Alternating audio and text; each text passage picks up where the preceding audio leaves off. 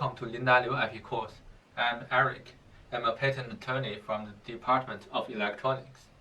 Today it's a great honor for me to share some experiences on the request and the utilization of PPH in Chinese practice. Although I believe that most of our audience are familiar with the PPH, at the beginning I still would like to give a brief introduction on the PPH system in China. PPH, literally the Patent Prosecution Highway, is a procedure to facilitate the prosecutions in a national phase, particularly if one application in one country, which we call it the Office of First Filing, has all or part of its claims allowed, then for counterpart application in another country, which we call it the Office of Second Filing, the prosecutions in national phase can be accelerated based on those allowed claims. For short, an applicant can use the allowed claims from one country as the basis for accelerating the prosecutions in another country. In Chinese practice, a PPH request may make a significant acceleration on the issue of the first office action. According to the CNIPA's official information, the expected waiting time for the first office action may be reduced by a PPH request from more than 12 months to around 2 months.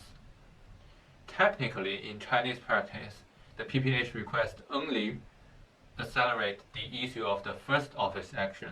That means it neither accelerates any further examination nor guarantees any positive result from the examinations. But in practice, we have noticed that both the total time length and the total number of office actions may be reduced by a PPH request during the whole prosecution. So it can be seen that in Chinese practice, the application may benefit a lot from a request for PPH in terms of shortening and simplifying the prosecution. Now, allowances from more than 30 countries and regions are admitted by the CNIPA as a proper basis for requesting a PPH, including the IP5. And of course, the PCT PPH is also available in China, which means a PPH request can be made based on the written opinions from an international phase of a PCT application. We think this is sufficient for most applicants who are seeking for a patent protection in China, and we do recommend our audience to make wise use of it for your Chinese applications, especially if you find any allowed claims from a counterpart application gives a very satisfying protection scope. And here are some tips about filing a PPH request in China. Firstly, the timing. A PPH request should be filed with the CNIPA after the application has been published, after or at the same time of a request for substantive examination, and before the examiner has made any examination on the application. In practice, we cannot get to know when the examiner exactly finished his or her examination. So, a PPH request can be filed as long as we have not yet received the notification of first office action. And considering that in normal procedure, we are not likely to receive the first office action very quickly, the applicant always have plenty of time to wait for the potential allowance from a counterpart application. And in practice, to facilitate a successful PPH request, we do recommend the applicant to wait for the published patent of that counterpart application before we can file a PPH request in China. By the way, you may have noticed that the request for PPH should be filed after a request for substantive examination. This means the PPH system is only available for invention applications in China. Secondly, what documents we should prepare for filing a request for PPH.